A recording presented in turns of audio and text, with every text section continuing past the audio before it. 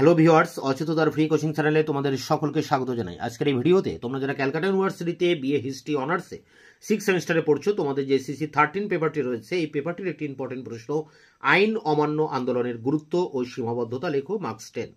অর্থাৎ আইন অমান্য আন্দোলনের গুরুত্ব দেখাতে হবে এবং সীমাবদ্ধতা, দুটি পার্ট নিয়ে আলোচনা করতে হবে এই ভিডিওতে। দেখো উত্তরটি তোমরা যেভাবে লিখবে, ভারতে 1930 খ্রিস্টাব্দে জাতীয় কংগ্রেসের পরিচালনায় যে আইন অমান্য আন্দোলন গড়ে উঠেছিল তার সূত্রপাত করেন এই আন্দোলনের উদ্গাতা স্বয়ং মহাত্মা গান্ধী।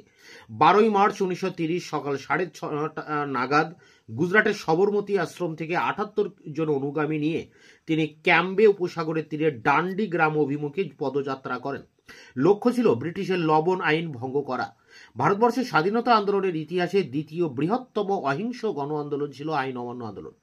1930 ফেব্রুয়ারিতে ইয়ং ইন্ডিয়া পত্রিকায় গান্ধীজি আইন অমান্য আন্দোলনের চূড়ান্ত পরিকল্পনা ও কর্মসূচি ঘোষণা করেন। 1927 থেকে 30 খ্রিস্টাব্দের মধ্যে ভারতবাসীর রাজনৈতিক জীবনের বিভিন্ন ঘাত প্রতিঘাত ও মতাদর্শগত বিভেদ আইন অমান্য আন্দোলনের পটভূমি রচনা করেছিল। তো এই ছিল ভূমিকা। এরপরে আমরা চলে আসছি এর গুরুত্বপূর্ণ দিকগুলি বা এর গুরুত্ব। বিভিন্ন দিক থেকে আইন অমান্য আন্দোলন ছিল গুরুত্বপূর্ণ। ব্যাপক গণজাগরণ, আত্মবিশ্বাস, দৃঢ় সংকল্প ও আপোষহীন সংগ্রাম, যা ব্যতীত স্বাধীনতা লাভ অসম্ভব। আইন অমান্য আন্দোলন জাতিকে তাই দিয়েছিল। সাংবাদিক এইচ.এম. ব্রেলস ফোর্ড বলেছেন, এই আন্দোলন ভারতবাসীর মনকে মুক্ত করেছিল। তারা স্বাধীনতা অর্জন করেছেন নিজেদের হৃদয়ে। এত অধিক সংখ্যক নারী ইতিপূর্বে আর কোনো আন্দোলনে অংশগ্রহণ করেনি।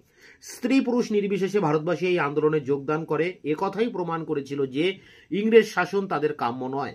এই আন্দোলন ব্রিটিশের ঔপনিবেশিক অর্থনীতির উপর প্রবল আঘাত আনে। ভারতে ব্রিটিশ পণ্যের আমদানি 1/3 হ্রাস পায়। এই আন্দোলন জাতির মনে রাজনৈতিক চেতনার সঙ্গে মানসিক ও আধ্যাত্মিক উন্মেষ ঘটাতে সক্ষম হয়েছিল। ইংরেজের প্রতি ভক্তি আগেই গিয়েছিল, এখন জাতি ভয়কেও জয় করল। প্যারা করে আইন অমান্য আন্দোলনের মধ্য দিয়ে গান্ধীজি একদিকে যেমন স্বাধীনতা সংগ্রামীদের নৈতিক বলে বলিয়ান করে তোলেন, অন্যদিকে তেমনি ব্রিটিশ সরকারের অমানুষিকতা ও অনৈতিক চরিত্র বিশ্ববাসীর সামনে তুলে ধরে তাদের মর্যাদা ক্ষুণ্ণ করেন।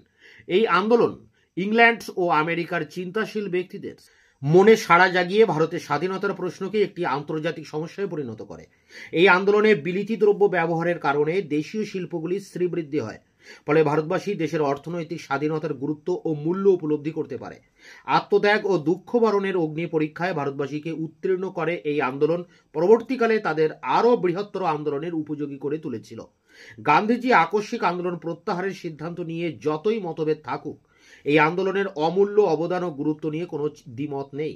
মার্ক্সবাদী পণ্ডিত রজনীকান্ত দত্ত যথার্থই বলেছেন, এই সংগ্রাম ব্যর্থ হয়নি। এর মধ্য দিয়ে আত্মপ্রকাশ করেছে এক নতুন ও বৃহত্তর জাতীয় ঐক্য।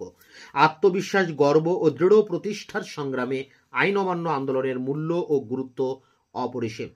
প্যারা করে আইন অমান্য আন্দোলন ব্যর্থ হওয়ার অনেক কারণ ছিল। বহু আশা নিয়ে সকল স্তরের ভারতবাসী আইন অমান্য আন্দোলনে যোগ দিয়েছিল, কিন্তু হঠাৎ গান্ধীজির আন্দোলন প্রত্যাহারের সিদ্ধান্ত তাদের সেই আশা পূরণ হয়নি। পাটনায় অনুষ্ঠিত 1934-এর 8ই মে নিখিল ভারত কংগ্রেস কমিটির অধিবেশনে আনুষ্ঠানিকভাবে আইন অমান্য আন্দোলন প্রত্যাহার করে নেওয়া হয়। এ প্রসঙ্গে অমলেশ ত্রিপাঠী স্বাধীনতা সংগ্রামে ভারতের জাতীয় কংগ্রেস গ্রন্থে লিখেছেন, দেখা গেল সৈনিকরা সংগ্রাম চালাতে প্রস্তুত, অথচ সেনানায়ক যুদ্ধবিরতির আদেশ দিলেন। ব্রিটিশের নিষ্ঠুর দমননীতির জন্য আইন অমান্য আন্দোলন স্থায়ীভাবে দানা বাঁধতে পারেনি। ব্রিটিশ ইস্ট ইন্ডিয়া লীগ পরিচালিত ডেলিগেশন রিপোর্ট থেকে জানা যায়, আন্দোলনের প্রথম পর্ব থেকেই গ্রেপ্তার, বেত্রাঘাত, লাঠিচার্জ সমানে চলতে থাকে। অপরিকল্পিত ও ত্রুটিপূর্ণ কর্মসূচির জন্য এই আন্দোলন তার ঘোষিত লক্ষ্য অর্জনে ব্যর্থ হয়।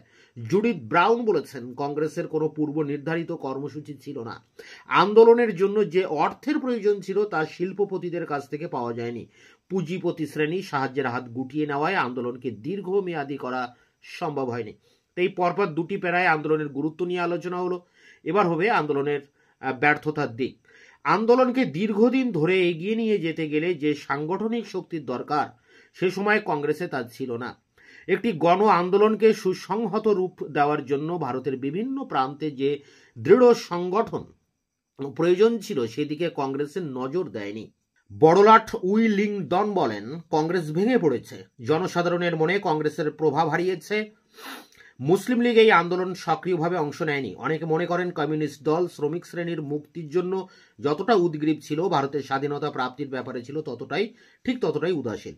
মুসলমানরা এই আন্দোলন থেকে দূরে ছিল। উত্তর পশ্চিম সীমান্ত প্রদেশ বাদে ভারতের অন্যান্য জায়গার মুসলিম সম্প্রদায় এই আন্দোলনে যোগদান করেনি। এর প্রমাণ, এলাহাবাদে এই আন্দোলন চলাকালে গ্রেপ্তার হওয়া 679 জনের মধ্যে মুসলিম ছিলেন মাত্র 9 জন। মধ্যবিত্ত শ্রেণী ক্রমশ এই আন্দোলন থেকে সরে দাঁড়ায়। ছাত্ররা ধীরে ধীরে স্কুল কলেজে ফিরতে থাকে। আইনজীবীরাও আবার আদালতের কাজকর্ম করেন। প্যারা করে এটি শেষ প্যারা। বিভিন্ন শ্রমিক নেতা ও ইউনিয়নগুলি আন্তরিকতার সঙ্গে এই আন্দোলনে অংশগ্রহণ করা উচিত ছিল বলে মনে করেনি। আসলে আইন অমান্য আন্দোলনের ঠিক পূর্বেই কমিউনিস্টদের নেতৃত্বে গিরনি কামগড় শ্রমিক ধর্মঘট ব্যর্থ হওয়ায়, শ্রমিক ছাঁটাইয়ের কোনো সুরাহা না হওয়ায় শ্রমিক শ্রেণী আন্দোলনে যোগ দেওয়ার কোনো উৎসাহ দেখায়নি। আইন অমান্য আন্দোলন যখন চরমে পৌঁছেছে, তখন গান্ধীজি ব্রিটিশের সাম্প্রদায়িক নীতির প্রতিবাদে পুনার জারবেদা জেলে আমরণ অনশন শুরু করেন।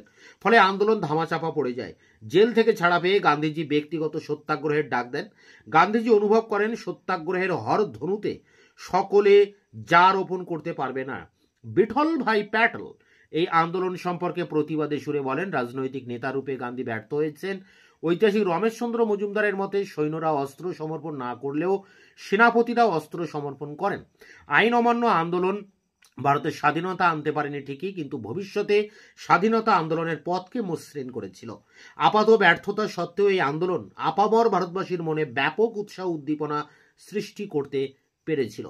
তো এই ছিল আইন অমান্য আন্দোলনের গুরুত্ব ও ব্যর্থ হওয়ার কারণ। এটি সংগ্রহ করে পরীক্ষার প্রস্তুতি নাও। দেখা হচ্ছে অন্য ভিডিও ক্লাসে। ততক্ষণে চ্যানেলকে সাবস্ক্রাইব করে রাখবে, বন্ধুদের কাছে শেয়ার করবে। ভিডিওটি ভালো লাগলে অবশ্যই এটা লাইক দেবে।